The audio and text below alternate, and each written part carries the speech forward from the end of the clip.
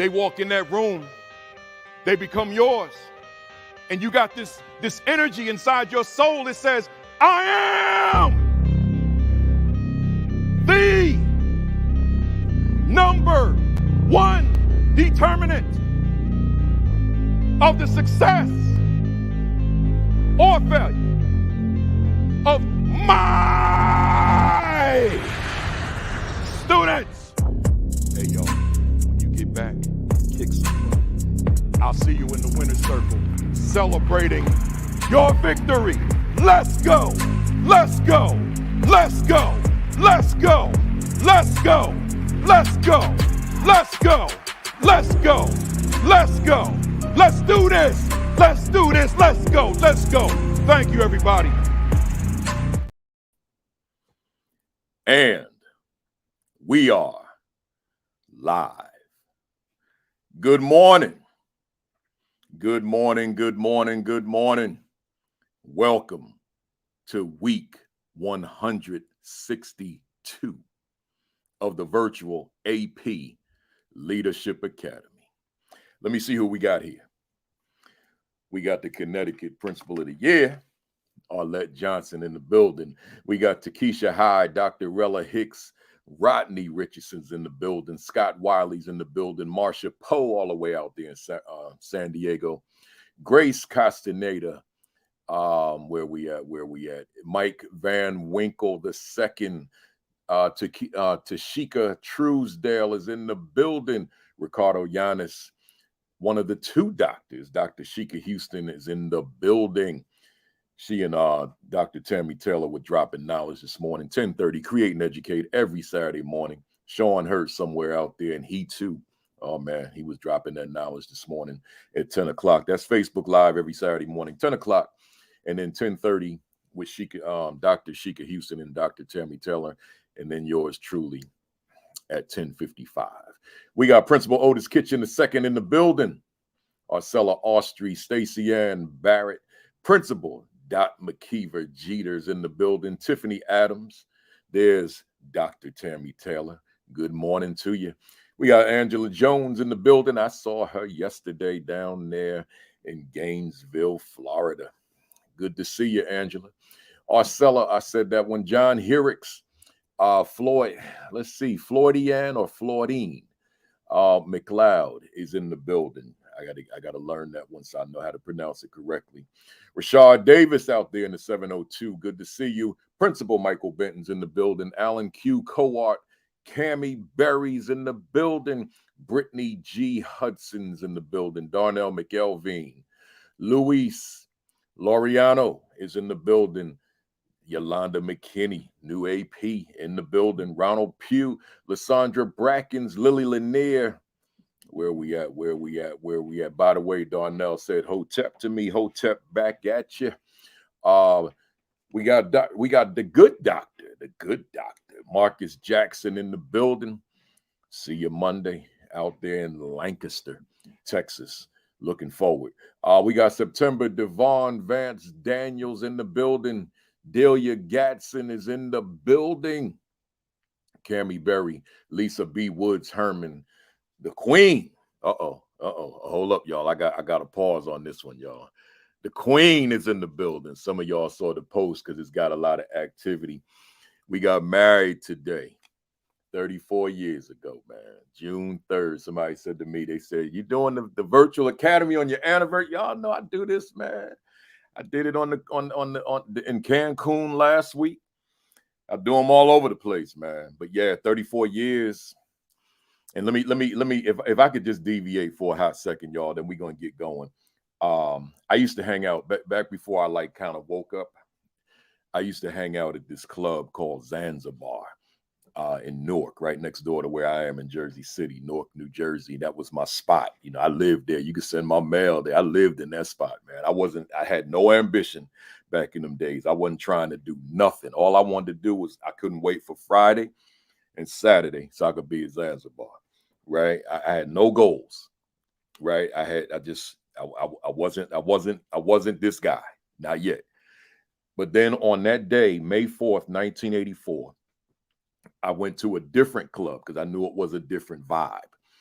It was a little more upscale with the dress and all that kind of thing, the attire. Because Zanzibar, you come off the street as you are and you just dance and sweat all night. This place was a little different. So I went there and I saw this young lady. I know she could hear me upstairs right now. I saw this young lady on the dance floor. I want y'all to hear me, man, because I'm going to tie this into education, right? This will be my commentary instead of what I have written. I went to that club. I had on like a suit, not a suit, but a sport coat and a tie and slacks. That's not what you wear to Zanzibar. Zanzibar, you come in there in your jeans, your white t-shirt, man, and you just ready to dance until 10, 11 o'clock the next morning. That's the kind of spot that was, man. It ain't closed at like 3 or 6. It closed at 10 and 11 o'clock the next morning. Then you go to the park and play basketball all day and then get ready to go back to Zanzibar Saturday. So I said, let me try this other place because I'm looking for like a lady, right, in my life. So I went to Bentley's and I seen her, man. As soon as I walked in there, I saw this young lady on the dance floor, man. I know she's listening right now. She's saying, you change this story every time you tell it, but I don't. That's just her thing, right? So now I see her. So I said, all right, let me wait for her to finish dancing with this dude, with this song. You know, that song. Remember that song, Somebody Else's Guy, right? So now, once that song ended, man, she was walking off the floor. I went and intercepted her, man. I intercepted her. I touched her right here. I said, would you like to dance? Right? So,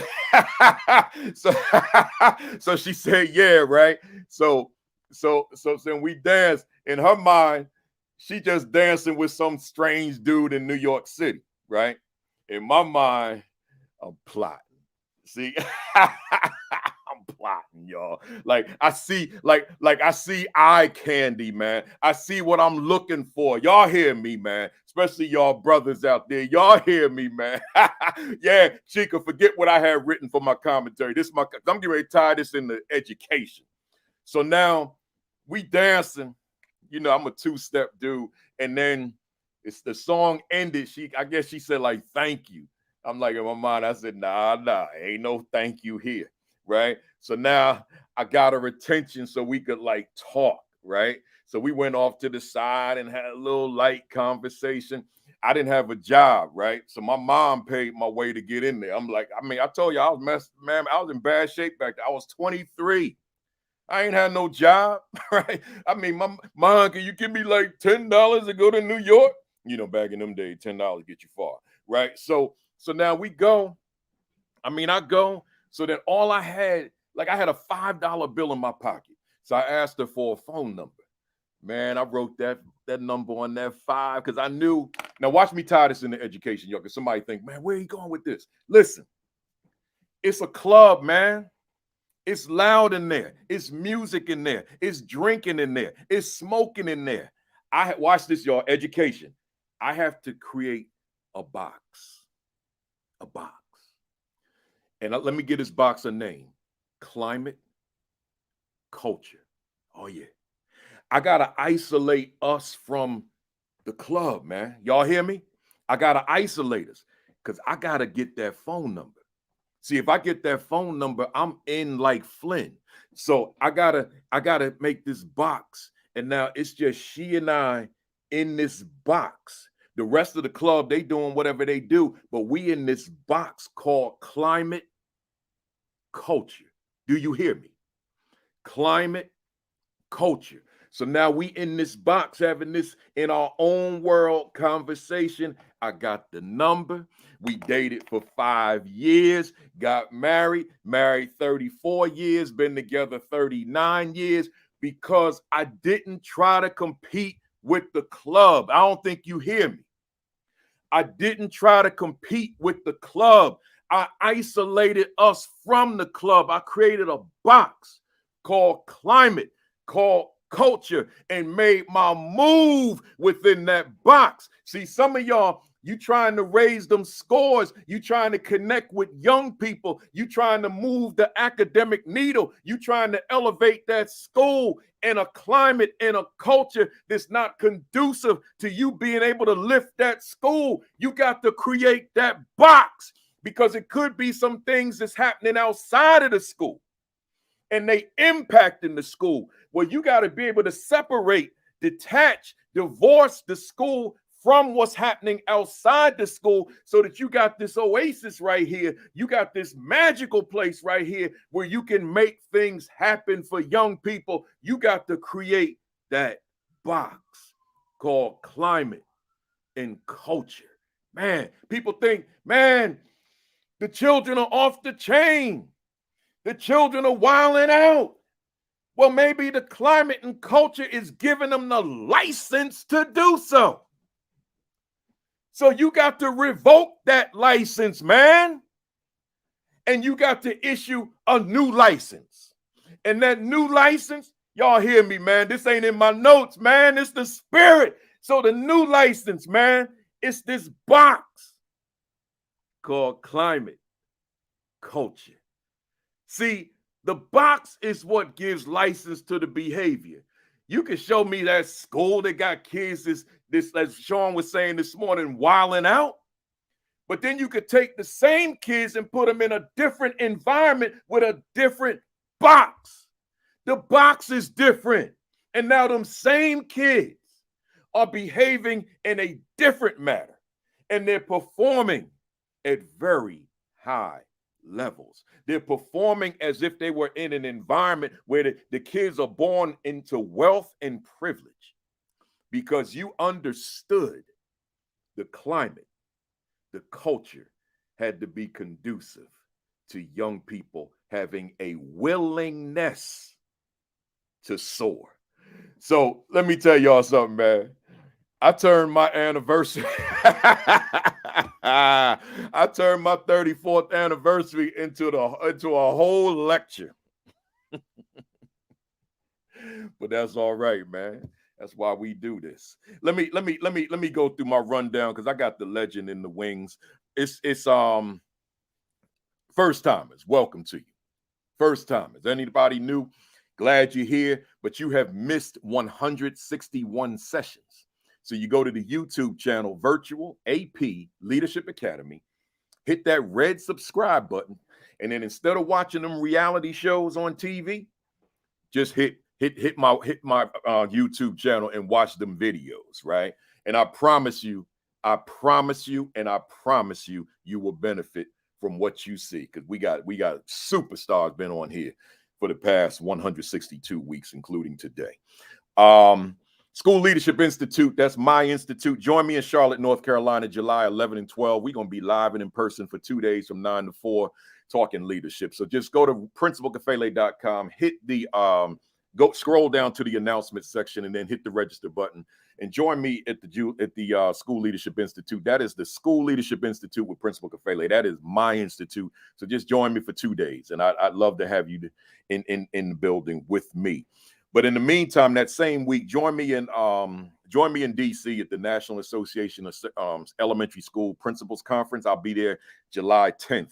July 11 and 12, Charlotte. July 13, I'll be in Denver at the National Association of Secondary Schools Conference.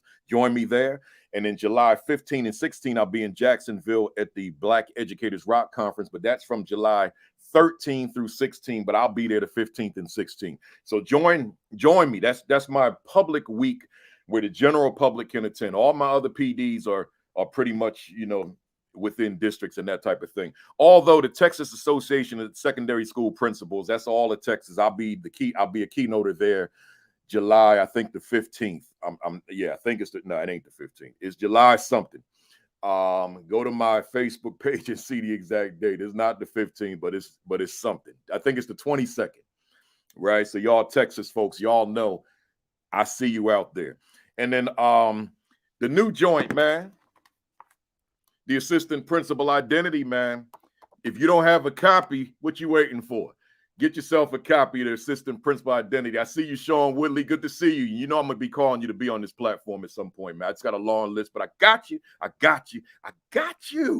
Right? So the assistant principal identity, protecting your leadership mindset, fervor, and authenticity. And while you're at it, you might as well pick this one up. The Assistant Principal 50, if you don't have it already. The two of these are really the backbone of the Saturday Academy, right? Make sure you join me on Alexa. Just go to your Alexa device and say, open ASCD morning messages, and yours truly got a message every morning. right? So just go to Alexa, open ASCD morning messages. That's all you got to say. And then you're going to hear me, boom, right? And then also be sure to like that Virtual AP Leadership Academy Facebook page. Enough of my announcements. I got a legend on the Academy today. And I use as a topic because we're just going to talk about a lot of things, man. I called it a legendary scholar talks leadership and more. Because we're going to take her topics and just kind of merge them into leadership. And let me get her on up here, man. I got a legend in the building. I got the good doctor. I got the good Dr. Donna Y. Ford, also known as Donna from Cleveland. I know she don't want me to say that, but the reason I'm saying it, she might not mind, because I'm wearing my Cleveland Buckeyes alternate jersey. Like this is not what it's Negro Leagues. This is the team. This is their colors. This is not what they wore. This is something the company made, some little like these summer V-necks, and I love them. I got like 12 of them, right? So I know some of y'all like where can I get one from?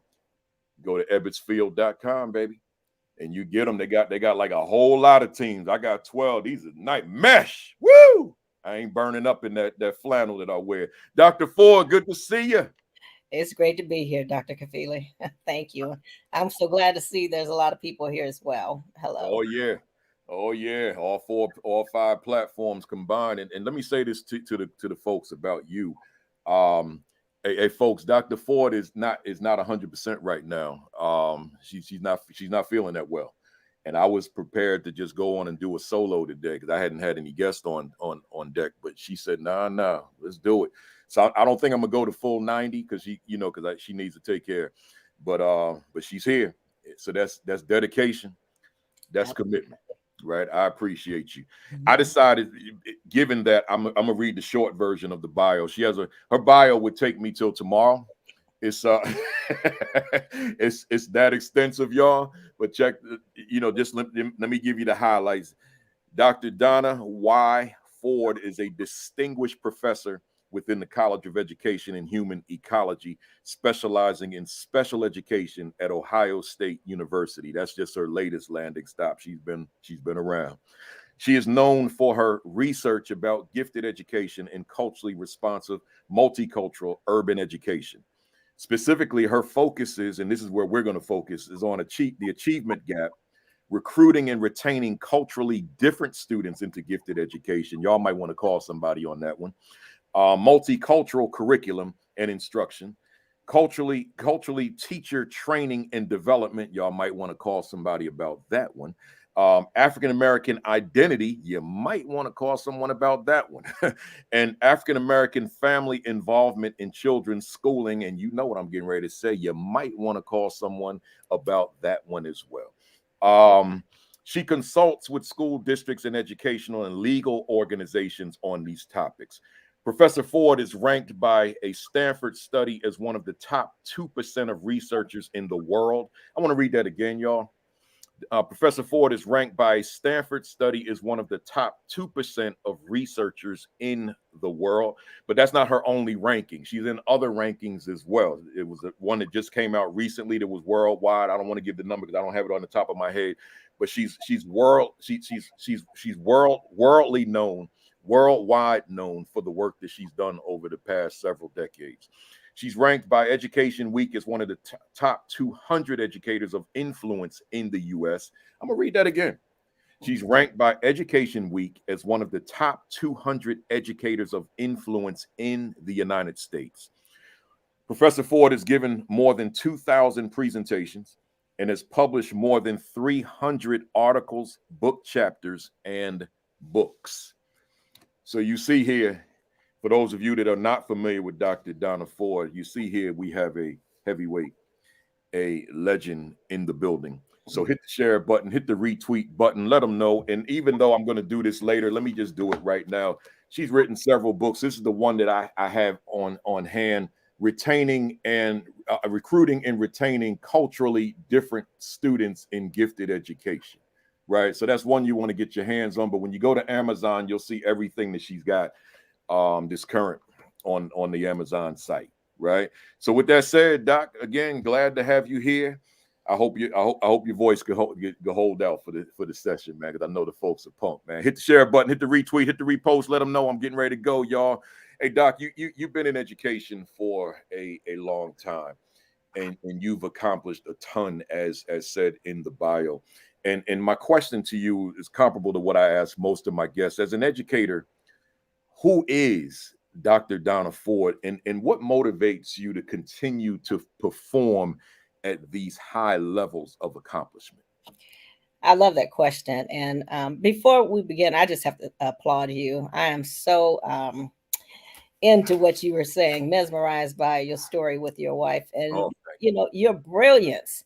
How in the hell do you turn that story impromptu, unexpectedly, you let the spirit hit you into education, an educational focus?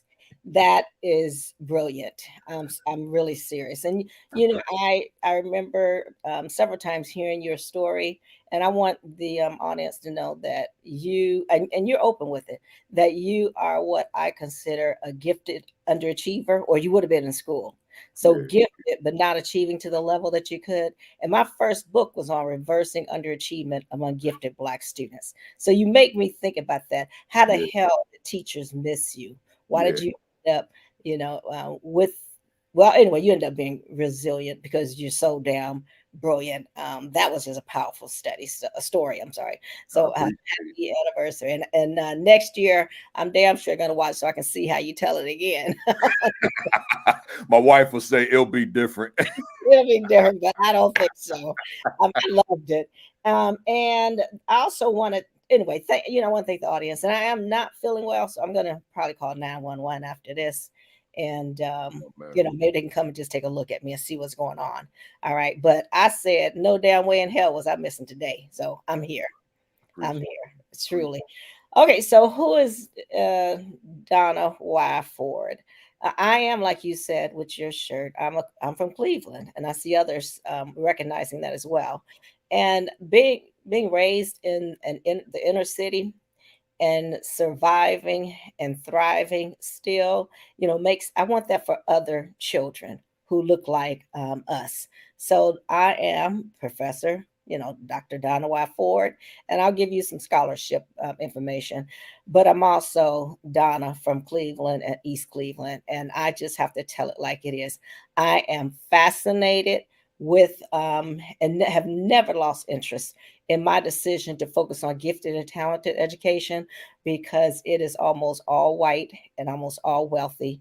And I wanted to, as that book said, recruit and retain. I want to desegregate and integrate gifted and talented education as well as special education. So I'm a fighter, and I just don't give up. And that's why, even though I'm not feeling well, I am committed to this work. And in spite of how I feel right now, I'm ready to talk and ready to provide solutions. And I just want to let the audience know I keep it real. So you're not just going to hear from Dr. Ford. You're going to hear from Donna from Cleveland, because I'm Yeah, pissed off about yeah. the educational crap that's out there. So my last point, Principal Kafele, I want the I want the audience here to know that we are talking about leadership, and you're adults here. We're talking about how to stop leadership. SHIT. That's what we're talking about. And that's what you've been doing in this 162 episodes, whether one wants to call it that or not. Leadership is the problem. No one Ooh, leading. got no argument here. I hear that. I hear that. Doc, as I read in your bio, I want to go through those areas of focus again. Your areas of focus are the achievement gap, recruiting and retaining culturally different students into gifted education, multicultural curriculum and instruction, culturally competent teacher training and development, African American identity, and African American family involvement in children's schooling. It's interesting, as I was putting together the agenda, I said to myself, wow, of these six, at least five are taboo in a lot of states in the country in today's political climate. And because anytime any mention of race and culture, people tell me all the time, we'll allow you to talk equity, but please don't reference race and culture. Then you don't want me to talk equity, right? You don't even really want to hear me, to be quite frank with you. So it's interesting. These, you look at these six areas, and these are pretty much primary areas that we need to focus on, but you got half the country saying don't bring that mess here. right? So with that, I want to start off with the achievement gap. And I go back to my first year as a teacher in 1988, so 4 years after meeting my wife. And here from day one, the achievement gap was the discussion. You know, that's what the principal was literally shoving down our throats. And I'm this rookie teacher, and I'm trying to figure this whole thing out. So here we've got this audience this morning, this comprised of primarily aspiring leaders, assistant principals, new principals. We got some veterans on here, but the core, that's who they are. So what I want to ask you, which one of the areas, with one of your areas of focus being the achievement gap, what are some of the things that you might recommend to our leaders to start thinking about or actually doing as it relates to ultimately closing and or eliminating this gap in achievement? Well, I like how you frame this with my areas and all the unnecessary controversy that's going on right now. So with the focus on the achievement gap, yeah, I like to play with words, so I'm going to call it. We're not really having an achievement gap. We have having a damn achievement trap. Our children are trapped in this quagmire of racism, classism, and if we look at, say, black and brown boys, it's classism and racism. So it's a trap. And it is not by happenstance that we have far too many black and brown children doing poorly, being taught by this primarily white female population. And then when it comes to leadership, is going to be more, white males. So, and we need to make sure that we're conscious of not just the causes. And I'll give you one of my favorite resources, but not just the causes and the correlates. We have to be familiar with not just what other educators are doing, but what you are not doing in terms of leadership, acquiescing to the status quo. And that is problematic. When you are a leader, you don't acquiesce to, the status quo, or to that one mother who's never read some damn book and then she wants to, get it banned. And as I said in a post the other day, banning books, that is an act of racism. Mm-hmm. So, but anyway, the achievement gap. And so we need to also talk about anti-racism. Call it like it is. Don't be disempowered and unempowered or ashamed or afraid to say that we're working on our school system, our school building to be anti-racist. Remember that as a leader. Yes, we want to put in there equity in terms of leadership, not leadership. When you just want to focus on equality or less, that's leadership. You want to focus on equity, that's leadership. And equity is doing something different because we are different. We're not just different in terms of how we look. We are different in terms of how we are programmed, which is minoritized people.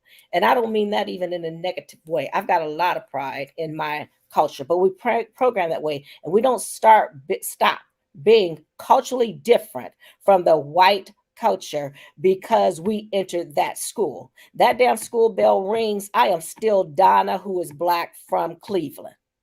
And now going back to your story with your wife, now you go back to the culture that you're talking about. What am I going to do to be culturally responsive? Not to be culturally offensive, not to be culturally assaultive. What are you going to do to be culturally responsive? And responsive means to address a need, not a want. We need you to be anti-racist, equitable, and culturally responsive. And you know what? If your staff is not on board, they need to get the hell out. Don't let the door hit them. Let the doors hit them. Goodbye, because not in my building, not in my district will I have you being anything but equitable, anti-racist, and culturally responsive. And, when you talk about the culture that earlier, again, with your meeting of your future wife, we're talking about how are you going to make the learning environment, which is what you were talking about, right? How are we going to make that culturally responsive, equitable, anti-racist?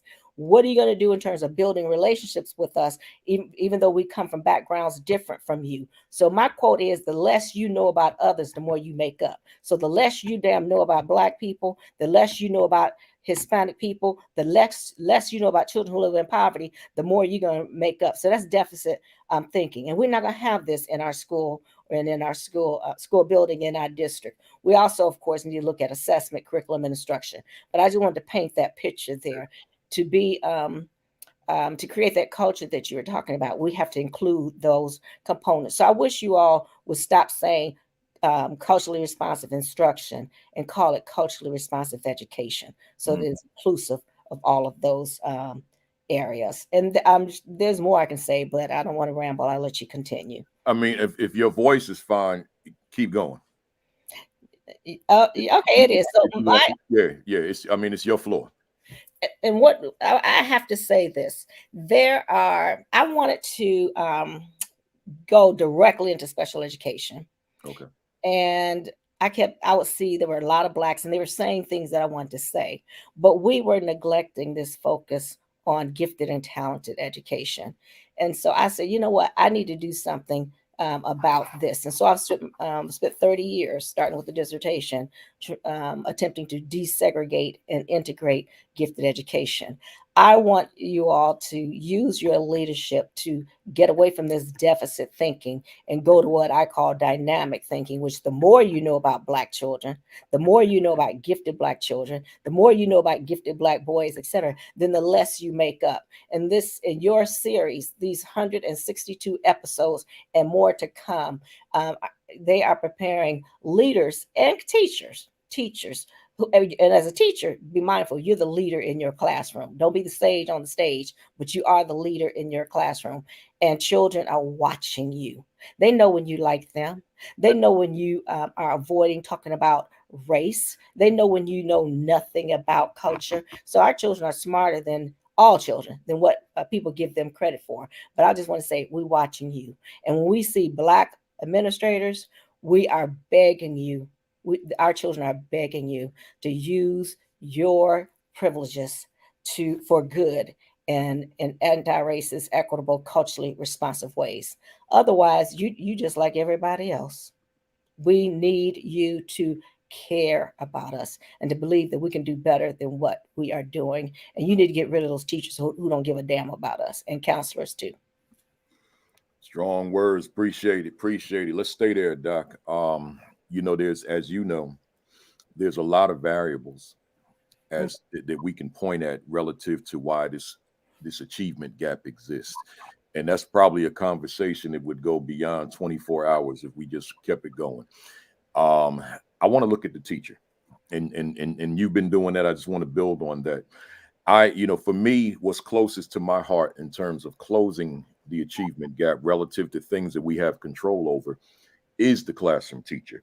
And as that piece goes on right before the broadcast, when I'm doing this closing in a keynote, where I say I am the number one determinant of the success or failure of my students. And I'm saying to the audience that you got to go in there with that mindset, not that you're that person 24/7, but while they're in your space. It's not on the parent now. It's not on the community. It's not on the music. It's not on the cell phone. It's on you. They're in your space now, and you are that number one determinant of their success or failure. So what I wanted to ask you regarding that, then, what are your thoughts, given the composition of this audience? What are your thoughts about what leaders can do to ensure the effectiveness of the teachers that they supervise, that are in their building, as it relates to closing this achievement gap? So, and thank you for bringing me back to that question. So, my all-time favorite publication on the achievement gap / trap, and by the way, that includes opportunity, access, expectations, and more. But it's by Barton and Coley, and it is called Parsing the Achievement Gap, Part 1, which I believe was 2003, and then Parsing the Achievement Gap, Part 2, which was in 2009. I wish they would update it, but let me tell you what they did. They looked at hundreds and hundreds of studies and looked at it's a meta-analysis. They looked at effect sizes, and they want to know what were which ones were had the largest, which variables, all right, had the largest effect sizes. And so in 2009 they came away with 16. I'm not going to go through all of 16, but let me just say they were clustered by what takes place in the school, what takes place in the home, and then health, like food insecurity, premature birth, okay, and exposure to lead, which we know many of our children are exposed to lead through no fault of their own. They're in an older home, it's in the paint, it's in the faucets, etc. So, and lead has really dangerous consequences. So, please keep that in mind. So that was the 3 for health. So, principal, it was also what takes place in the home, and I won't go over them, but it was like family involvement in schools, reading to your children, all right. Your family status, for example, being a single caregiver, and more. All right. So again, 16. The other factor was what takes place in schools. And this was like teaching in your content area or lack thereof. And teachers are more likely with black students to not teach in their content area. It was class size. We're more likely to be in larger classes. It was teacher experience. We are often taught by novice teachers. We're just learning what to do. You're just learning what to do.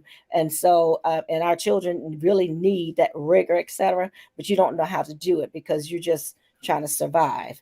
So not to mention all of that, but let me say the one variable that I have to mention, and I actually just said it, is rigor.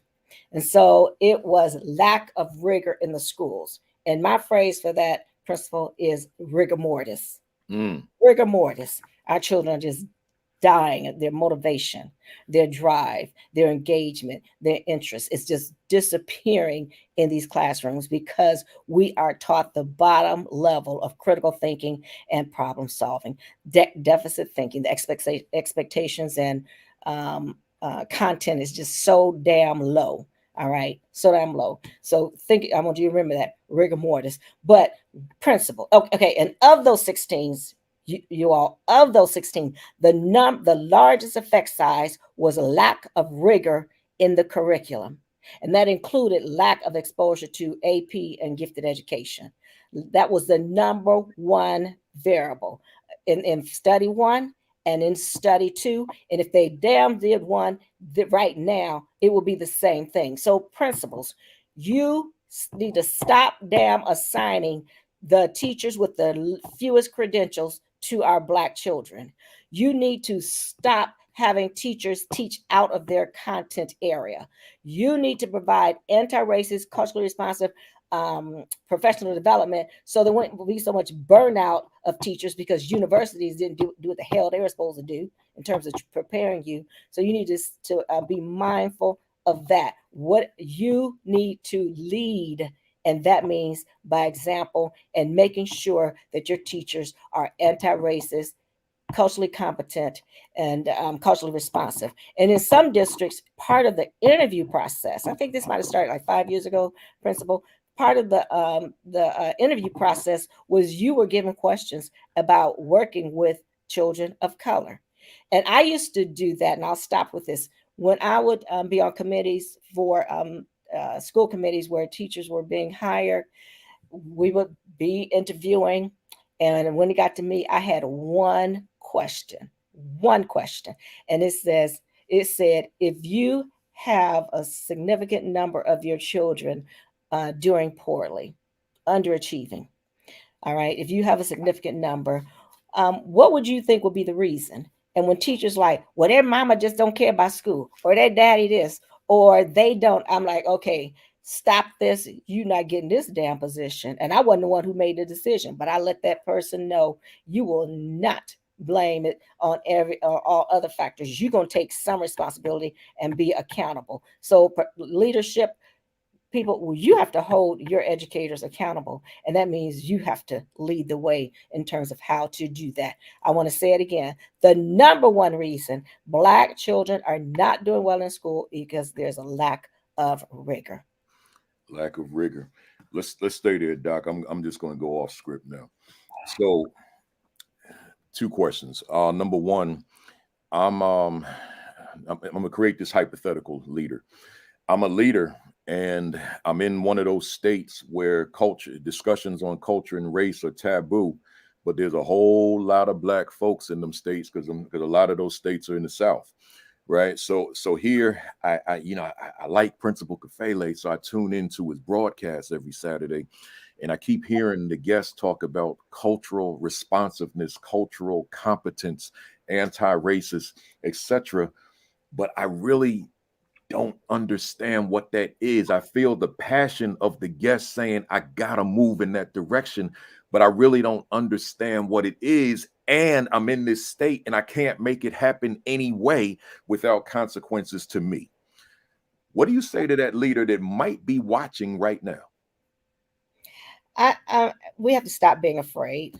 You're in this profession to be an advocate for children.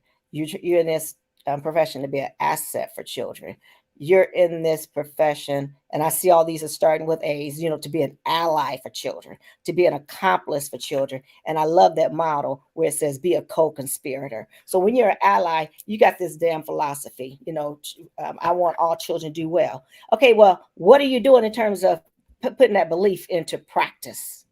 And then when it comes to being a co-conspirator, you have to be willing to make sacrifices and take chances to do what is right for your children. I mean, without students, you wouldn't be employed, so to speak. Okay, so this is where that professional development and during the interview process is just so clear. This is a life, I'm sorry, of sacrifice where you have to take chances. As much as I speak out and fuss and cuss and vetch about this, I'm still successful and I sleep real damn good at nighttime. My conscience is clean because I was willing to take risks.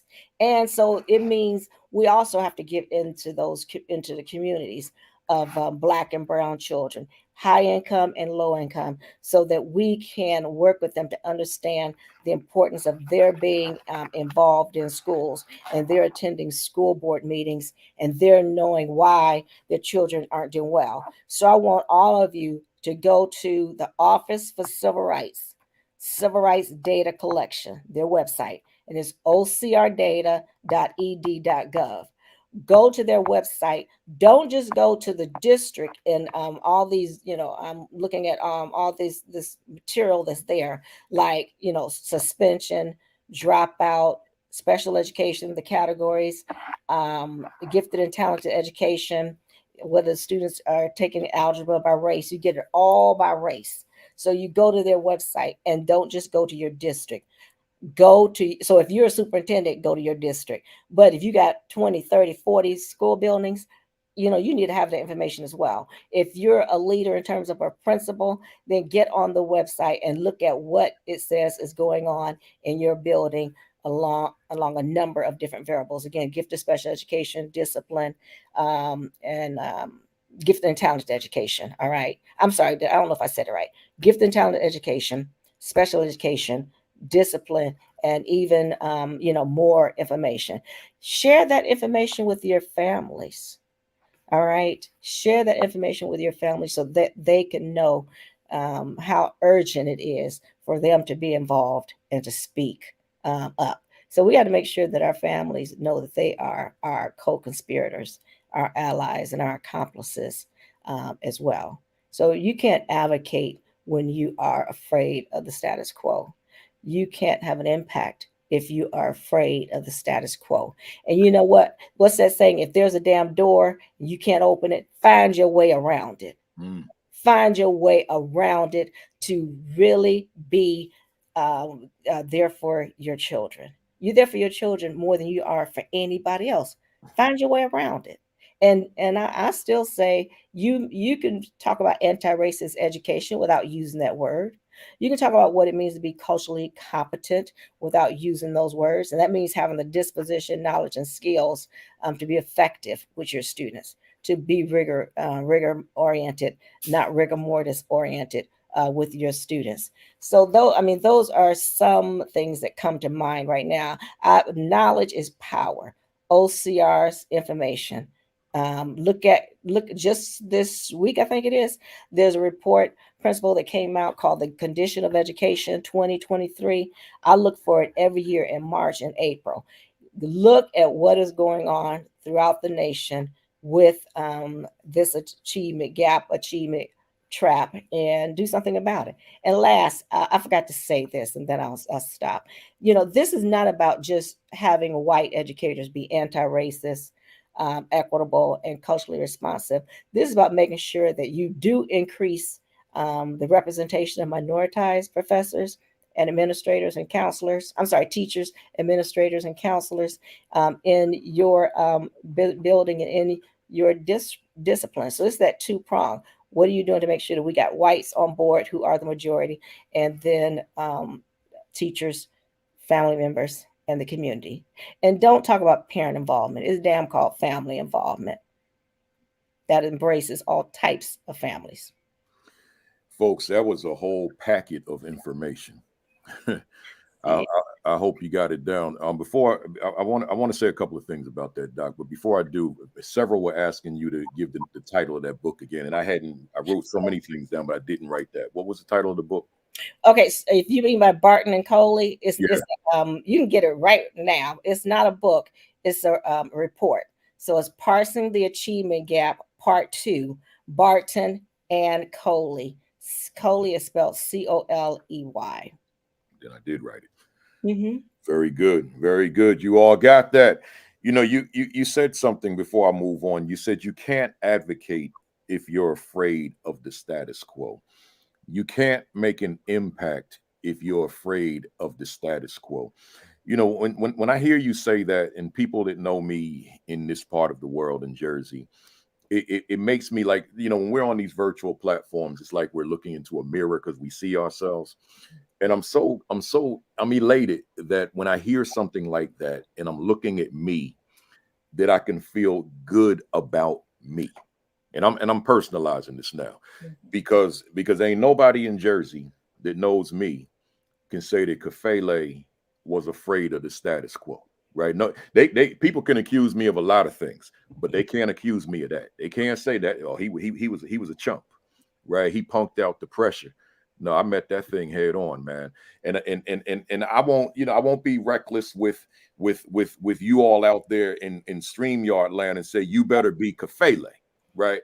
But I will embrace what Dr. Ford just said. You can't advocate if you're afraid of the status quo. Then what good are you? Right. To the students that need you most, right? And you can't be impactful if you're afraid. And I'll say this one more thing before I move on. All of us out here that are on the line this morning and who will see the video later, we all have certain people, different people in history that we love and admire. We all do. And more than likely, we love, admire, respect, and appreciate these individuals because they dared to go against the grain. And if they didn't go against the grain, you and I probably wouldn't even know they were born. Many of you probably have Nelson Mandela quotes in your offices and in your schools, in your hallways and all that. The man went against the grain and spent 27 years in prison. So don't trivialize that. If you're going to put his quote on the wall, but you can't be him by going against the grain, then you may as well snatch the quote down because you're putting something up that you won't do. And I'm not asking you to spend 27 years in prison, but I'm saying that man could have come out anytime he wanted to. All he had to do was relinquish his position and the door would have swung open. And he said, the struggle is my life. No, sir, let me get over. I love how you said that. And you're right. You have to be you. You have to do you. And when I think about being an ally, accomplice, co-conspirator, advocate, etc., I think about, what is my platform and way to address these inequities. And honestly, I've never attended like a rally, That's not me. I rally and I fight with my damn writing and with my presentations and more. So I mean that's who Donna, Dr. Donna Y. Ford is. I'm not going outside. First of all, I don't like all that damn heat, right? And more. All right, and more. But I am writing. I mean, I am being an advocate, et cetera, with my voice and with my writing. So find out, who are you? And in what ways can you not just, as you just said, principal, look up at these quotes and be inspired? What are you going to do to actually bring to light those words in your own way? In your own way. And you're right. I'm not trying to spend 27 years in jail, but I know damn well our children feel like they are spending 13 damn years in jail Yeah. because they don't have anybody who's really unapologetic and willing to take on those with power. I love everything you said, and I don't even want to leave it yet. I don't want to depart from it. You know, to the folks out there watching, Dr. Ford said, "You got to find your lane." And I'm just going to reiterate it. You might not be the one that's the speaker at the rally. You may not be the one that participates at the rally. You may not go to the march. You may not do a lot of things that people do in the world of activism. But maybe your strength is somewhere else. Like Dr. Ford said, your strength might be in your pen. Your strength may be in your mind that translates into what you write. Right, a lot of my work, my activism is what I write. It's this platform. It's things I do when I'm on the road. It's you got to find your lane, and then you stay in it and not feel pressured to be what someone else wants you to be as it relates to activism. You find what your comfort zone is, what you feel you're strong in, what you feel that you are effective in, and then you go hard in that particular area. And that's essentially how I live my life. Right? Let's go, because Yeah. we can stay on this stuff. Doc, another area of focus for you, I would say, I would think the main area of focus for you is the recruiting and retaining culturally different students into gifted education. I got a three-parter for you, but let me put the book up here. Y'all can go to Amazon right now, and here's the book of that title: Recruiting and Retaining Culturally Different Students in Gifted Education. So you can go right to Amazon. It's sitting right there waiting for you. And but your work, the work you've done in gifted education, it's extensive, right? And it's inclusive of that book, and it really speaks for itself. So I want to ask you, I think the common sense question: why are you so passionate about gifted education? Okay, so thank you so much. This verse, and let me go back, Marcus Jackson, you said you must have an IDGAF. There you go. We must be related. Okay, so all right. So we have to, find our passion. And this goes back to like all the stories that you tell about, your experiences in school and mine as well. So this is personal for me because when I was in P-12 system, I was identified as gifted. I went to a private school on a scholarship, an ABC scholarship, a Better Chance scholarship. And in this 10th grade year, which was the only year I was there because I had to leave, this teacher broke me. I went into that school on a full scholarship. I thought I was brilliant. I thought I was beautiful in this black skin. I thought I could do anything I wanted to do. And within a matter of weeks, this one white female teacher broke me. And my mother had to pull me out of that school. I try not to do trigger alerts, but my mother had to pull me out of the school to save me. Okay. And I never wanted anyone to experience that. That was as a 10th grader. Then when I had my son, I worked hard for him to be advanced so that he could get into kindergarten early. And he was doing extremely well. But when he got assessed by this white school psychologist, she told me, she said, I could tell you've been working with him and he's very advanced, but he doesn't, I just can't recommend him for early interest into kindergarten. I'll make that choice up to you. But he doesn't know certain terms. He's socially incompetent. And I'm like, you sitting here in this all damn black school telling this black woman that her black son is culturally incompetent. I didn't want to go to jail, so I didn't fight her, but I found a way to go around her. So anyway, she said, he's culturally incompetent because he didn't know what an outlet was. He called it a plug. And that's what we say, plug the plug in the plug shit. And he didn't know what a veranda was. And he didn't, I said, I don't either. And I'm, however old I was, all right, 18 plus 5, all right, 23. And he doesn't know what a pasture is. And I'm like, you mean a grass, where cows? And she said, yeah. I said, look around this damn district. It's cement. You don't see any damn grass for me to even have a conversation with him. And I said, that's how you're going to label him, culturally incompetent. So principal, she gave me the choice. She said, if you put him in school early, he will probably be the lowest performing student. If you put him in, when he's supposed to go, he'd be the highest performing. I mean, that was a forced choice. So I wanted him to be high performing. So I waited, and he was a teacher's nightmare. By second grade, this boy is talking about dropping out of school. Wow. So that's why I focus on gifted Black children, period, but also those who are made to underachieve, didn't come into school underachieving, but became an underachiever because of what was going on in school. So that's when I said, you know what, this boy is talking about dropping out of school. I want to focus my dissertation on this and see how many other Black children there are, in these United States who educators made into underachievers. And it's a lot. It's far too many. And even if it was just me and my son, that's too many already. That's one or two, too damn many. So no, and I want all of you to stop just focusing on special education. Stop just focusing on special education.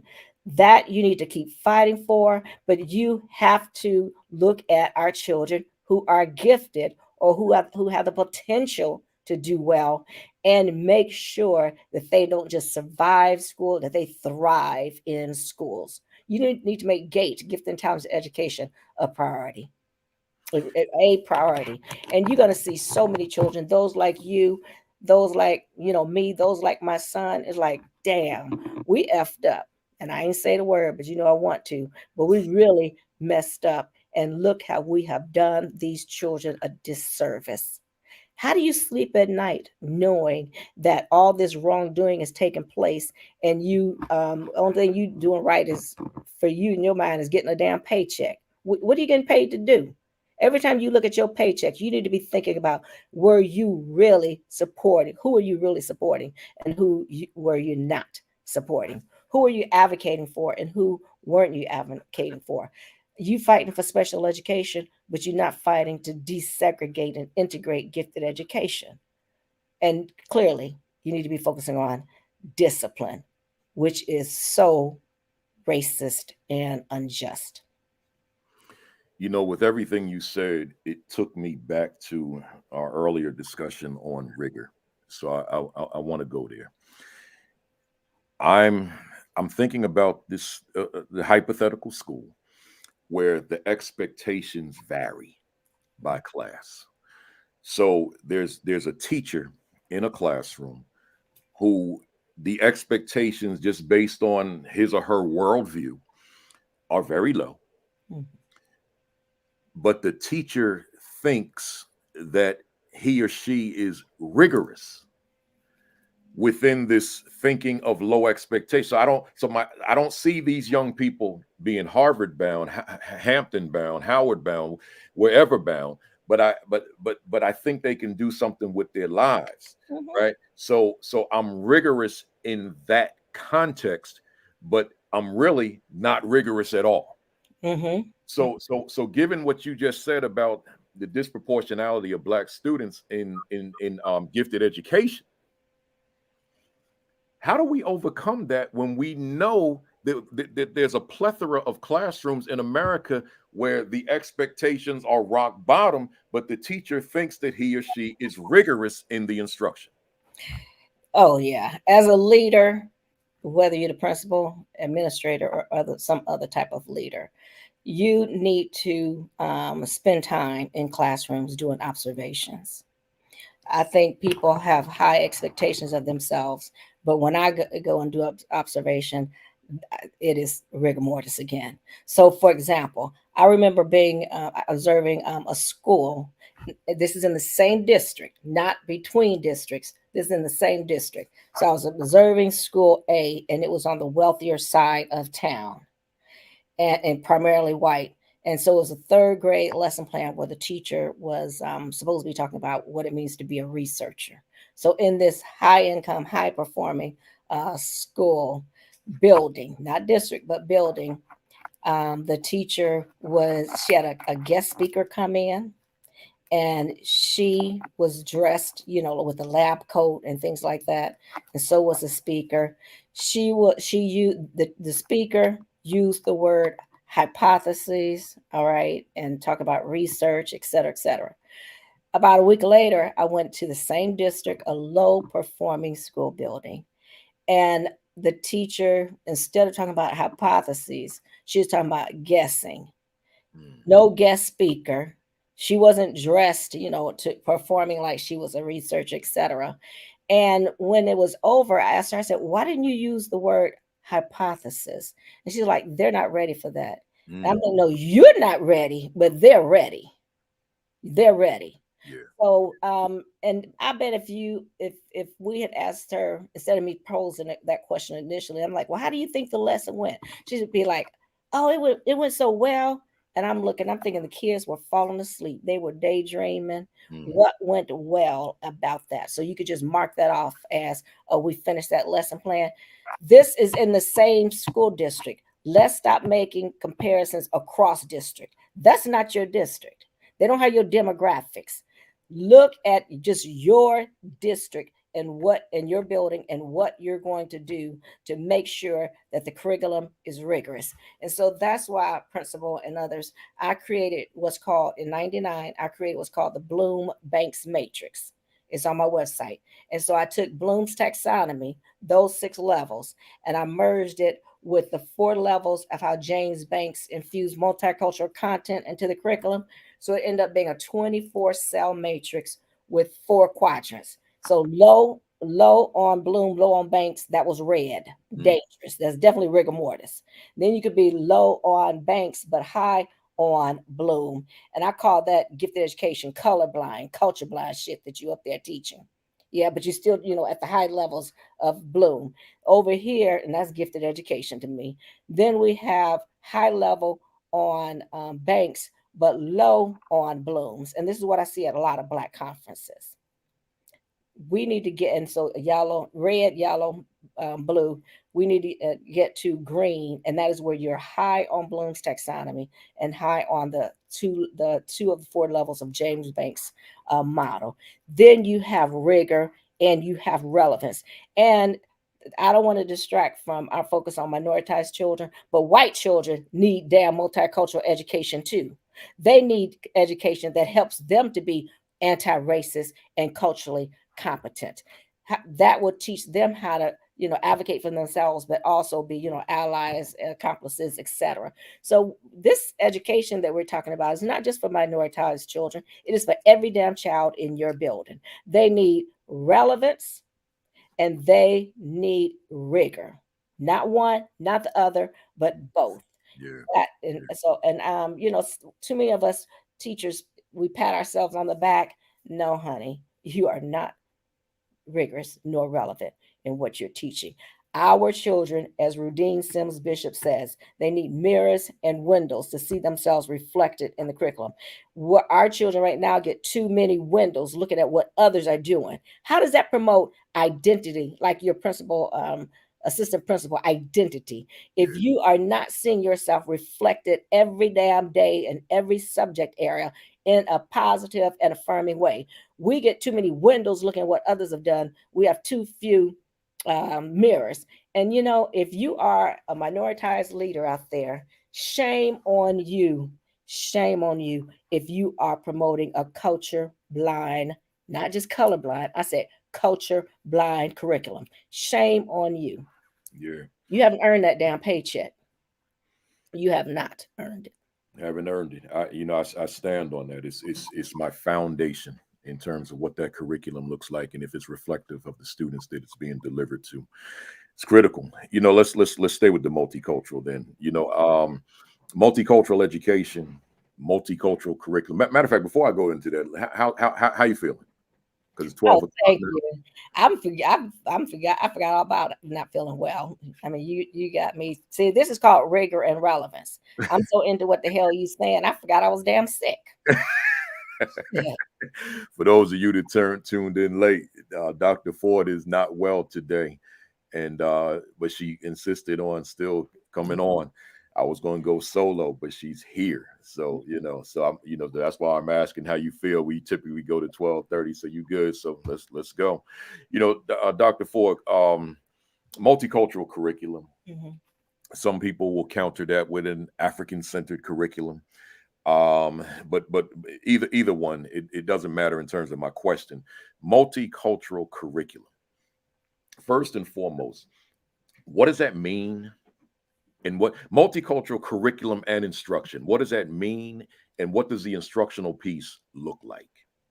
All right. So I am not aware of any other, any better model of multicultural curriculum. We're talking about curriculum, the content, than James Banks.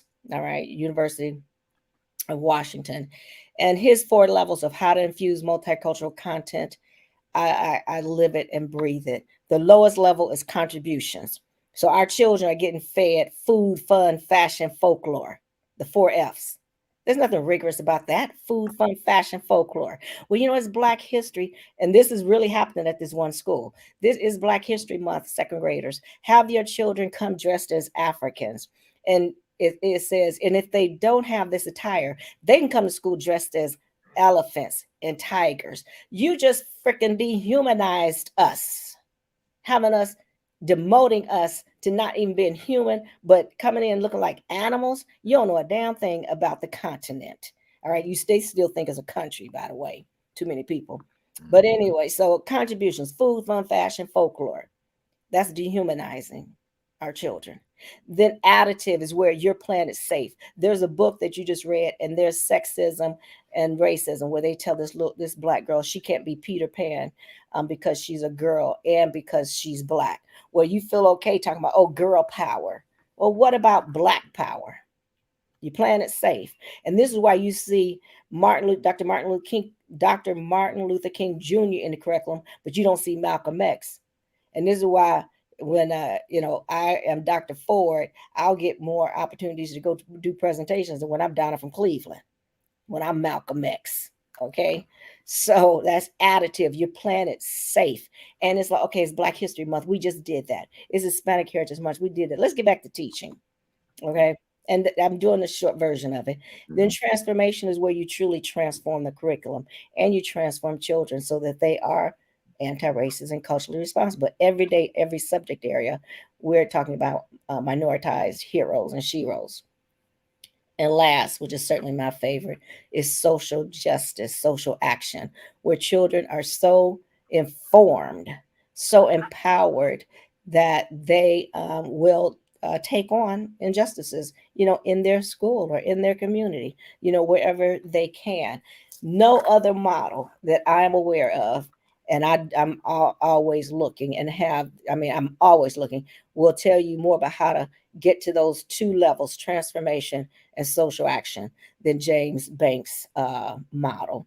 So, and then when we talk about instruction, I have 2 things I want to respond to that, Principal Kafele. One is instruction. That's where I go back to the Bloom, right? The 6 levels of infusing multicultural content into the curriculum. So how do we make sure that we are at the 3 highest levels? All right, the 3 highest levels of Bloom. So that's instruction for me. Now I want to add some culture to this. You can also have curriculum that is culturally assaultive, that is culturally irresponsible, that is culture blind. So I recommend that everyone subscribe to Culturegrams, one word, culturegrams.com. And you should purchase the cultograms that represent your student body. So here in Columbus, we have a high Somalian population. So I always give my students cultograms for Somalians. And if your children are Mexican, get the culturegram for Mexico. Don't just say, oh, we're going to get a culturegram for Hispanics because Mexicans and Cubans are like, hell no, they are not. They are diametrically the opposite. Okay, so we need to stop homogenizing these groups of color. Get the culturegram for that nation, for that culture. It's over 200 of them, over 200. And they were made so you were just out of the US for your honeymoon, right? So they were made. I'm sorry, where did you go? Cancun. Okay, so you can find a culturegram for them, and they're made so that when you go to Cancun, you are not having a lot of culture shock and you're not culturally irresponsible. They're made for travelers. Well, I got too many damn problems here in the United States. I'm not traveling out this damn country. They may not let me back in, and I got to see my family, right? And I got to keep griping and trying to make a difference. So I've never been out the United States, even though I have an international reputation, and that's by my choice that I don't do it. So instead of me using a culturegram because I'm going to travel there, I use the culturegram because I have a child in my class who is from that background, who is from Togo, who is from Venezuela, who's from Goto, etc. All right, so they are made. These culturegrams are made by the embassy of that country, again, so that you will not be culturally assaultive and you won't experience as much culture shock. So I use that, and also in terms of how to implement instruction.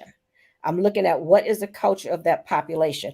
Are they a collectivist culture or an individualistic culture? Right. So that goes to how I'm going to group students. Right. That goes to how I'm also going to, are they collaborative? Right. So I'm going to use that to, okay, children from that culture tend to like to work in groups. So I'm going to use more groupings.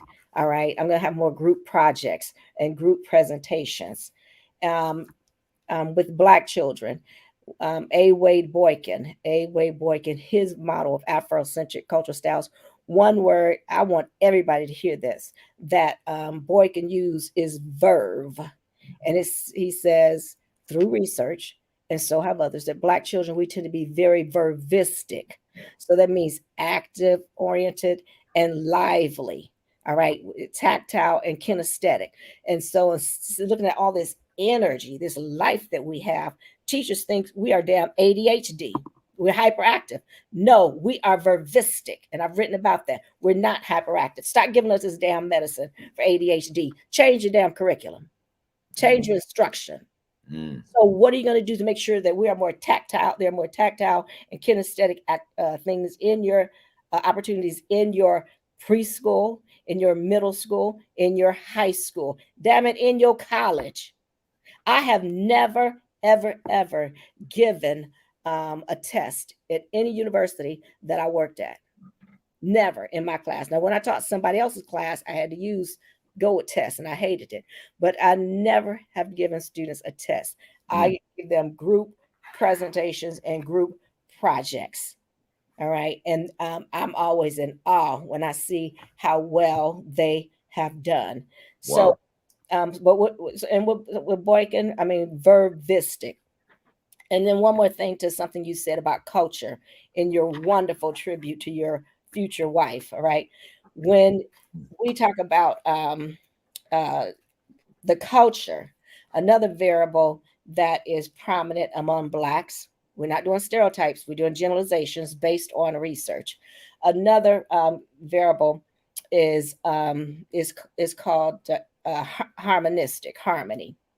And when you're harmony oriented, you rely on the environment for feedback.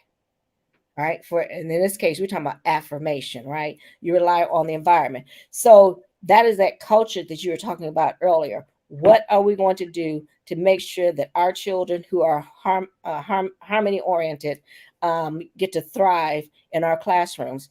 And one of the things I like for us to do is to replace the word harmony with feel dependent. Black children, we tend to be field dependent. And that means, again, learning on the environment for affirmation. So, what are you going to do to make sure that Donna thinks you care about her? What are you going to do to make me feel welcome? You know what people call it belongingness. All right. What are you going to do to make that learning environment where, hell, every day Donna is looking forward to school and I'm pissed off to this weekend because I'm not going to be with my teacher in the class and still learn? All right. And I had one white teacher who did that for me, and that was in elementary school. But all that got undone in the 10th grade. And Mm, so, and then this is what I'm guilty of right now. We are very verbal. To speak is to perform. We're oral oriented. And so you'll see the kids like, well, I don't feel like writing that down. Can I just explain it to you? Or can I just show you? Yeah, and you're talking about children can't do this. You know what you're talking about? They got a learning disability. No, you got a damn teaching disability. You have a teaching disability if you don't know how to affirm our culture in terms of curriculum, assessment, and instruction. So it's like, and then we are very blunt and direct, and that's how we get in trouble with discipline. So if it's like, no, you think that Cleveland shirt is nice, get out of here. I don't like it. Okay, what you gonna do? Send me to the office? But I mm. don't like it. And that's my opinion, right? Or, my little head thing. But like somebody can say, you know what, that don't even match that scarf you're wearing. And if I look at it, is usually a girl. You know what, she damn right. It really doesn't match. But that's all what I felt like putting on, right? And more. And to speak is to perform. The other anyway, I can go on and on about our styles and truly how you make instruction, not just curriculum, rigorous and relevant. All right. So we need to stop with this teaching disability and get with being effective. So is multicultural curriculum and instruction therefore, in your estimation, a game changer toward closing the achievement gap? Right on. It sure is. It is a game changer, and it's not that hard to do. You just need to every day look in the mirror before you go to school and say, I'm coming here to help my children, not those children, but my children. I'm talking to you. It will be our children. It is absolutely a game changer. I mean, you know what, you were in school, why don't you think about who your favorite teacher was and what that teacher did? Yeah, And then what was about the teacher you just hated because you knew he or she or they hated you? I mean, you don't digress. Don't divest yourself from what happened when you were a child. Didn't you go into teaching to make a difference? And if sure. no, you're in the wrong profession. Wrong profession. I'm a keep moving because I want to make sure that I'm respectful to you with the health issue, because you know what, normally I'd probably take this one all the way to 2 hours because I got so much on this paper here. But let me ask you this: of those 6 areas of focus for you, the one that intrigues me most is the one called African American identity. Mhm, mhm, And I think about my best years as a principal match my years as a teacher. My best years as a principal was when my first set of years, because I had a superintendent that thought like I did. So he literally allowed me to restructure curriculum, to write a curriculum for electives of African American history 1 and 2, and a course called Nile Valley Civilizations and Contributions to Civilization. And that was a game changer for us. I've never had that opportunity like that at the building level, but I saw what it did as far as achievement, as far as culture of the building, as far as instilling a sense of pride in one's blackness in terms of the students, and also enlightening and educating staff. That's staff across racial ethnic lines. So when I saw that, it's in terms of one of your areas, it intrigued me because the whole thing was about creating this identity of being black, right? As opposed to pop cultural definitions of what it is to be black. I was looking at something online yesterday where this young lady was talking about a black dentist who wouldn't allow women to come into the office with bonnets on and all this. mm. And everybody took to social media to try to destroy her business through bad reviews. And they were saying this is anti-black and all this kind of thing. And for me, I guess my position was kind of consistent with the person speaking, that that's not a definition of who we are. It's You not. know, yeah. So African American identity, and it's not to say that there's a monolithic identity definition out there, but it's just that culturally speaking, historically speaking, we know what we are and we know what we aren't. So with all that being said, when you say African American identity is an area of focus, what exactly are you saying, or what do you mean? When I think about identity, and it is a huge part of my work, as you said, my saying is I want our children to love the skin they're in. Yeah. So like if you never met me, principal, and you're like, well, Donna, describe yourself so I can recognize you and I pick you up from the airport. First thing I'll say is I'm Black. Second thing I'll say is I'm caramel color. Then I'll, maybe tell you, other things about my height. I'll lie about my weight and everything else, right? So, but the first damn thing I'm gonna say is I am Black. I love the skin I'm in, and when our children love the skin they're in, then they are invincible, in my opinion. All right. So I always put some research or theory to this. So I want the audience, if you have never read the work, well, so it's two sources.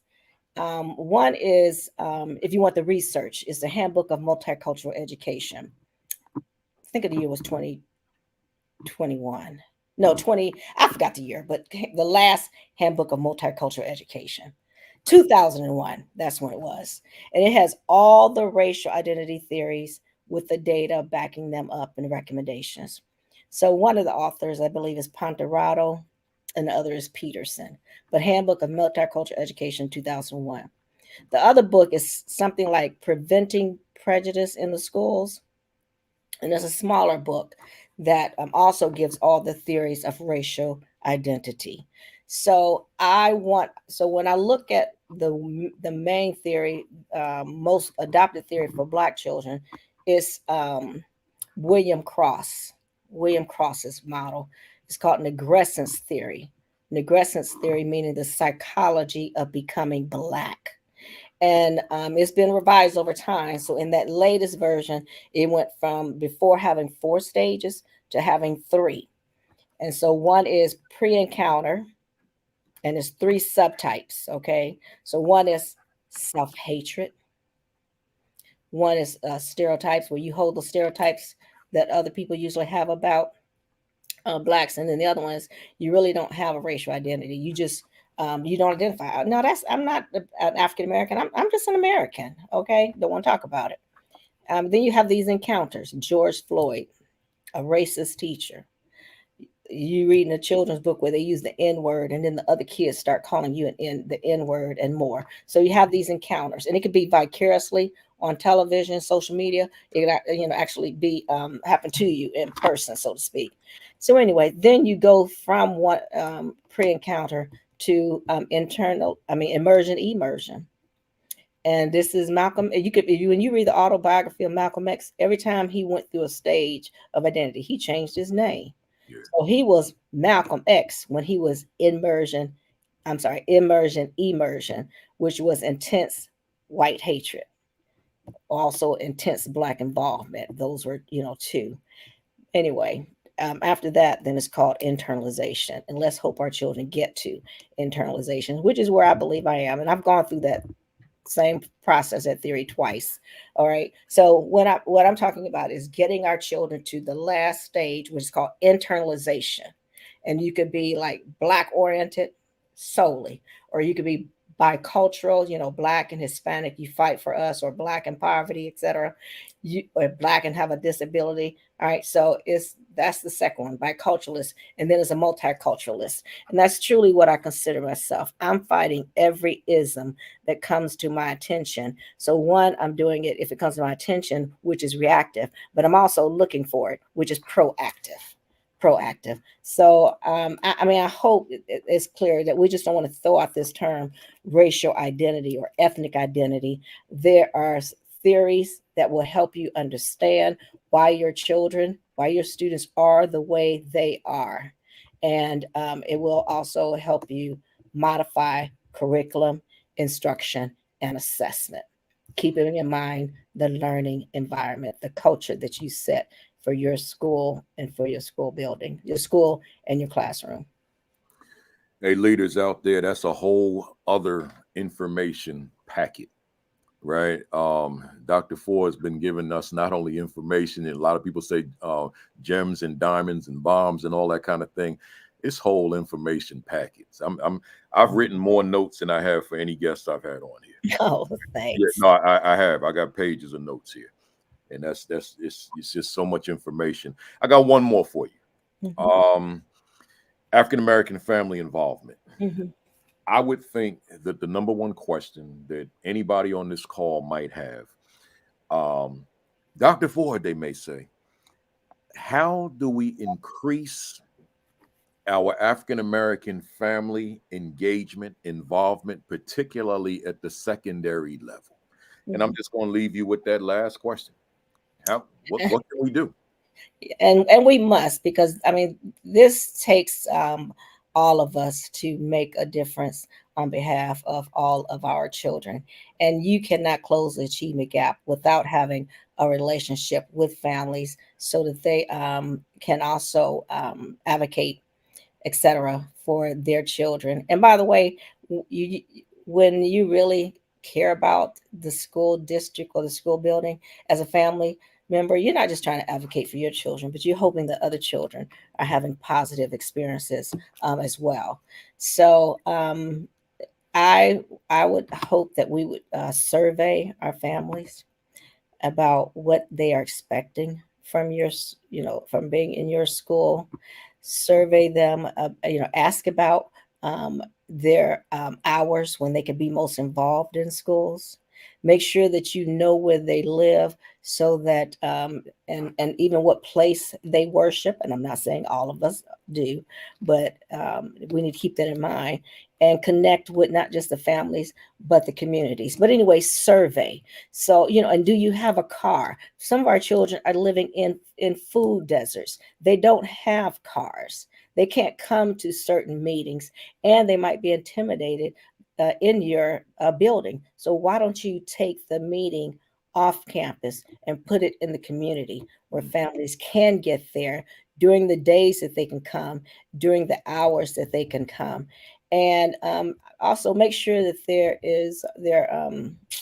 babysitters, and also providing a meal. I mean, that just brings it all together, so that, that's one less thing for us to worry about when this is a meeting that's at 6 o'clock. Yeah, Am I gonna have time to get home and feed my child, et cetera, et cetera?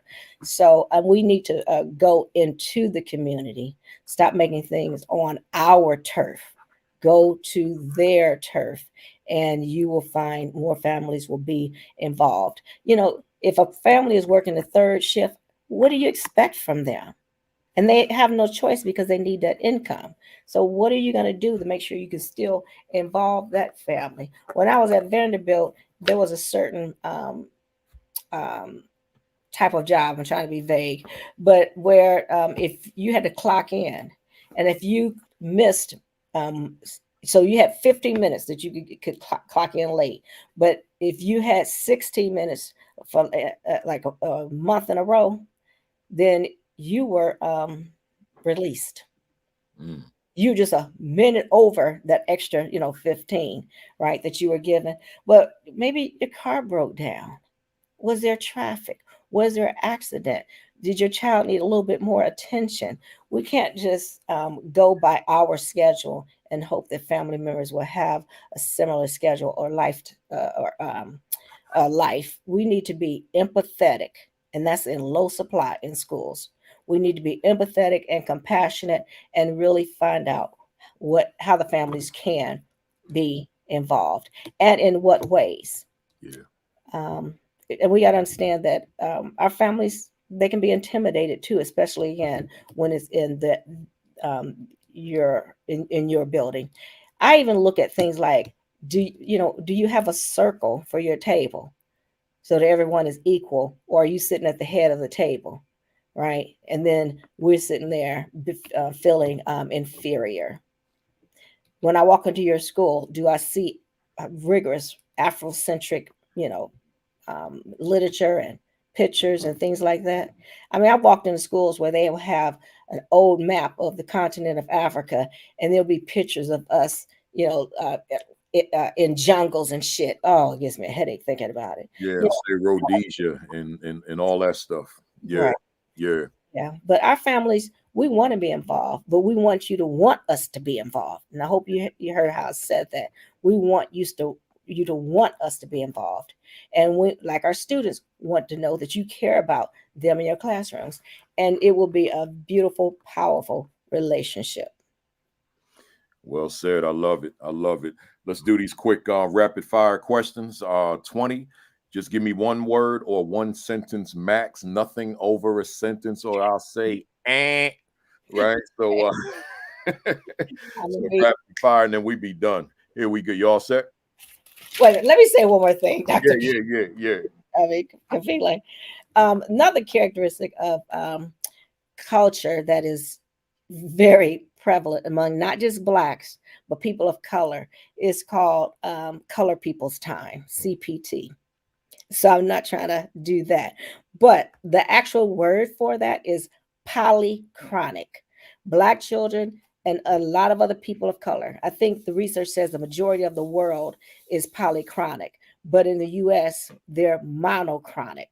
So it's like, okay, we're going to start this at 10:55, and we're going to end and not a minute over. Okay, Yeah. that's polychronic. Monochronic is, I'm sorry, that's monochronic. The clock rules. Yeah. The clock rules. That's monochronic. Polychronic is I don't give a damn what time we say we're gonna start. I have more I want to say, Dr. Kafele, Principal Kafele. I'm not really saying that, but you know what? We will finish when it seems like we're finished. That's it. So our children, we got to teach our children time management. That will help them also do better, not just in class, but with attendance and on exams. You have to be monochronic when you take a test. You can't be polychronic. All right. You got to manage that time. But anyway, so I just had to say that before you do this rapid fire because No, I appreciate. That's a new word for me. Polychronic. polychronic. Yeah, I appreciate that. Here Mm-hmm. we go. Is education on the right path for underserved children in America? No. Are you optimistic about the educational prospects for the masses of Black and brown students in America? I have to be yes. Can true equity occur in America's schools for Black, brown, and other underserved students? Well, I know you told me to use one word, but I got to use two. Hell yes. You can do a whole sentence. No, hell yes. That's my two words. Okay. Does Dr. Donna Ford's work contribute to the progress we desperately need? Yes. If you could do a reset on your life, would your line of work be different or the same? It will be the same. I think I might major in children's literature. Okay, literacy for life. So, but it would be the same. I'd be in education, fighting for what's right. Love it. Why do you continue to do this work? As long as I have breath in me, I cannot acquiesce to the status quo. I have to keep fighting and believing that my efforts and the effort of others are going to make a difference. I have to. Within the work that you do, what fires you up? What fires me up in a positive way is when I see people like you who are doing I'm serious, who are doing the work that you're doing. I mean, I marvel at you. I'm like, damn, he does this every Saturday for free. Yeah. For free because you love it. Love it. You're committed to it. I don't know anybody else who does this. I mean, you spend every damn Saturday, right? You could be doing something else because you are out there all the time, making a difference. And spending all the week putting together the questions. Yeah, that too, right? I mean, you're like me. People don't know when we sleep, and it's just when we can. But I sleep with a pencil and a notebook by me because these ideas, I got to get them out. I got to get them out. All right. But anyway, that fires me in a positive way, seeing you do the work that you do. And I'm not kissing behind. I am sincere about this. But then what fires me up in the Donna from Cleveland way is when your ass is being racist and afraid of races. That's Donna from Cleveland. That's why I rock this shirt today. I saw it. I loved it. I loved it. What do you dislike? Well, actually, you answered. What do you dislike about the work that you do? Saying that people just won't fight for what's right, and they will let those with unearned privileges continue to have the power. And, by you not speaking up and by you acquiescing, you give them more power. And I'm not about that. All right. What has been your greatest victory in this work thus far? I think my greatest victory has been working on a court case called McFadden versus School District U46 in Elgin, Illinois, where Principal Kafele and others, I was able to quantify equity using the Equal Employment Opportunity Commission's 80% rule. I was able to quantify equity. It was the first time that formula was ever used in education. It was the first time it was ever used in gifted education. And now states and districts and buildings, they're adopting that formula that I used in that court case. Oh, wow. Yeah. So it says Black students are 19% of public schools. So 19 times 0.8. All right. What are you getting? I think it's 16.2. So in gifted programs, we're 10%. We have to go from 10% to a minimum of 16.2. If I remember the or maybe it's 15.2, but anyway, 19 times 0.8. All right. So we need to go from a minimum of 10% and go to that 15.2 or 16.2. And if we don't do that, we are being inequitable. And the what is going on is intentional, is beyond statistical chance. Beyond statistical chance. So you look at your building, what are your Black students, multiply it times 0.8, and that should be the minimum percentage. They should be in gifted, they should be in AP. And then you look at overrepresentation principle. Then you say 19 times 1.2 or 19 times 120%. And that should be your maximum for special education as well as discipline. Wow. All right. Wow. First time it's ever been used. And that was in 2000. You can see it, find it on my website. That's what I'm going to do. Yeah, because that sounds powerful. I don't know how many times we've mentioned the word equity, and it's always mentioned in your. Now I'm saying stop the damn lip service, not you, but stop the damn lip service and quantify it. And if you don't meet that minimum, and if you exceed the maximum, you have intentional racism taking place. And the judge ruled in that case that the racism was intentional and unintentional in that school building, in that school district, U46. Wow. I'm going to keep moving, let you save that voice too. But I commend you on that for sure. What has been your greatest mistake? One word, one sentence. I can't think of any. I made no problem. No problem. What has been your greatest challenge in this work? Getting people to be believers like I am that you can improve achievement and you can close the achievement trap. Who inspires you in this work? When it comes to leadership, is you. And you didn't pay me to say it. This is sincere from my heart. It is you. I appreciate that. What are you reading right now, Doc? Anything? Book, blog, article, anything?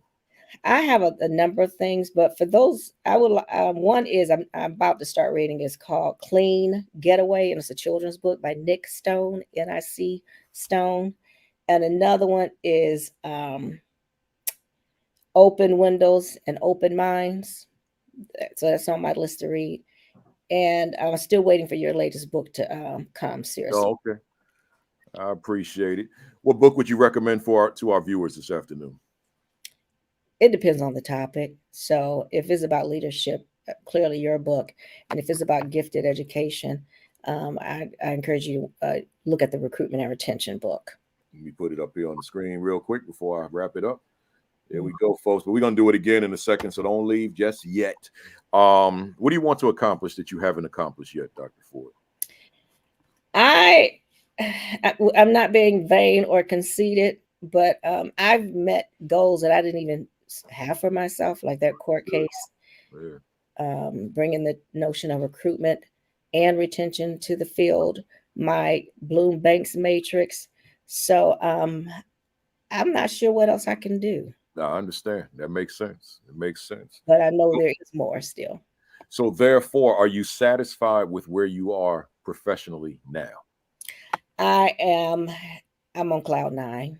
I love being Black at I said black, I'm sorry, being back at the Ohio State University. We have a black dean who is visionary and diversifying the College of Education, Human Ecology, and more. And I have some wonderful colleagues. I'm back close to Cleveland, 2 hours, 2.5, 2 hours, something like that. And then I'm by my grandson and my son, Yeah. miles away. Yeah. So I can't imagine being anywhere else. Good stuff. What could you say to our viewers out there who continue to face closed doors? As I said earlier, the doors, I mean, it's intentional. It was designed to be closed, unfortunately, for us, these doors. So you got to find a way to get that damn key to open it. And if you can't get that key, like I said, go around it. There's always a way to solve a problem, usually more than one way. Don't give up looking at that closed door. No. What could you say to a viewer out there who's lost their fire? They need to make sure this is not the last episode. I'm sorry, episode of your show. You need to get here because you bring on some phenomenal people, and they bring fire to all of this. And I mean, and when you are around people who are truly committed to education, you have no choice but to also soak that in and become committed.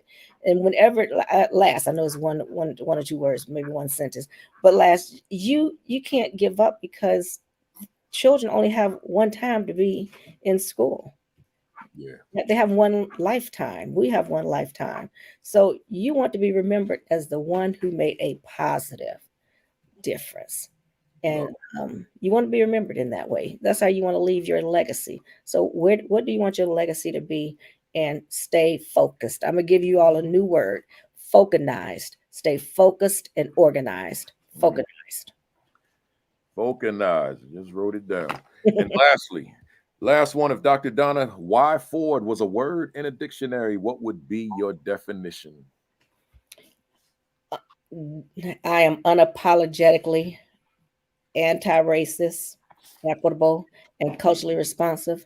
And I don't want to be alone in these endeavors and these fights. So another word would be, I'm not giving up. I don't care what happens. I am not going to lose faith. I'm determined. I'm committed. I'm unapologetic. I'm angry. I'm pissed off that we don't have a lot more people who have this fire that you and I have. I love it. I love it. Hey, Dr. Ford, I appreciate you. Thank you immensely for a dynamite session on the virtual AP Leadership Academy, week 162. Hey, y'all out there in the StreamYard land, let us know if you appreciate it, if you benefited, if it resonated, if you can use it. Anything, give us those emojis as we do every week to the regulars and those of you who are new to the platform. This is, that's how we applaud our guests. Just give us your favorite emoji, your bomb, your heart, your praise, your fist, your muscles, your fire, your heart, whatever it is. And I see them all coming. Keep them coming. Keep them coming. Let us. And then let me get my emoji. Mine is a bat, and it symbolizes the home run. In this case, the grand slam outside the park, Josh Gibson style, Negro Leagues, Homestead Grays, 4 grand slams. So we got 16 runs. Man, I appreciate you. Appreciate you. Thank you all. This was powerful. Powerful stuff. And I see all the emojis. So, hey, y'all, appreciate all that, all the love that's coming through. Keep it coming. Keep it coming. Dr. Ford, how do they get in touch with you if they want to just, read your post or have a word with you, if they want to book you? Let them know. And how to get your books. Well, you can find more about what my book, I put all of my books, I believe, on my website, drdonnayford.com. So that's drdonnayford.com. And the best email would be either my university address, or you can do drdonnayford@gmail.com. Make sure you put that Y in there because my name is so bland. All right. Yeah. No, I spelled that wrong. Yeah, you can just put it again. Forget that one, y'all. Let me do that again. drdonnayford.com. Yeah. Right. And yes, I'm happy to talk with you, help where I can. Make sure you get on those websites that I shared too, Coachograms and OCR. There you go, folks. Dr. Donna Y. Ford.com. And go to the website, visit the site. Everything is there. Books are there. As she just said, the website she referenced, everything is there. So check it out. And make sure you rewatch this video if you missed anything. You came on late. Go back to the beginning and check it out from there. Hey, Doc, can you stay on for a minute while I just do the rundown and we can talk off camera, and then I know you got to run. But I thank you again, those of you that tuned in late. Dr. Ford's not feeling all that well, but she hung in there today. Hey, y'all, thanks for being here. As always, join me next weekend, Saturday, 10:55 Saturday. I'll have two young men, two brothers, Kwame Simmons and Dr. Donnell Waters. I'm probably mispronouncing his first name. I know him as Waters. So Dr. Waters, they'll both be on together, and we're going to have a dynamite presentation, the three of us. So join us there next Saturday, 10:55, right here. Make sure that every Saturday morning you tune in to Facebook Live at 10 o'clock for Sean Hurt, 10:30 for the two doctors, Dr. Sheikah Houston and Dr. Tammy Taylor. Sunday night at 7 o'clock Eastern, Principal Josh Tovar, Principal Dean Packard, and then Tuesdays and Thursday nights at 6 o'clock, Assistant Principal Dr. Roz Gaskins and her sister Coach Williams. Make sure you join me at the School Leadership Institute if you can. Oh, I see you, Vincent Stallings, my man, Dr. Stallings in the building. Thank you. Join me in Charlotte at the School Leadership Institute, July 11 and 12. I'd love to see you in the building, man. We're going to have a great time just talking leadership for 2 days from 9 to 4. Get your hands on the new joint, the Assistant Principal Identity. Right? I got my name covered, but it's me. Protecting your leadership, mindset, fervor, and authenticity. You can get it at Amazon right now, Barnes & Noble right now. Get it at Amazon. I like to keep track of the ranking. So get it at Amazon, right? You can get it at ASCD, but I want you to get it at Amazon, right? And then while you're there, you might as well grab the book that birthed it, and that's the Assistant Principal 50. I'm actually writing the Assistant Principal Impact right now. Every flight that I'm on, I'm writing new pages. So that'll be out next May, right? So get that book. Make sure you join me on Alexa. Open ASCD morning messages is all you got to say, and there will be my morning message. Subscribe to the Virtual AP Leadership Academy YouTube channel. Once again, subscribe, hit the red button, Virtual AP Leadership Academy YouTube channel. I appreciate all of you who have. We're up to 18,100 subscribers. My goal is 20,000, and then I'll increase the goal. But right now, 18,000 is nothing to sneeze at. So I appreciate all of you who are on there and checking out those videos of this channel, which is inclusive of the interview videos, right? A lot of you know about it, but there could be someone out there that doesn't know about those AP interview videos and the principal interview videos. They're all there. Just look for the playlist and click that, and you'll see all of those.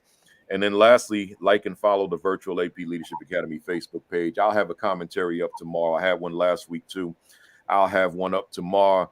Make sure you're eating right. Make sure you're exercising right. Make sure you're taking care of yourselves relative to all these viruses out here, in particularly COVID-19. Thanks for being here. See you next week. Have a great week. Have an extraordinary week. Have your best week yet. Peace. Peace.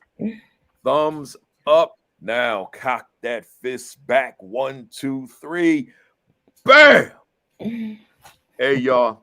See you next week. Thank you. Hang out there. Yeah.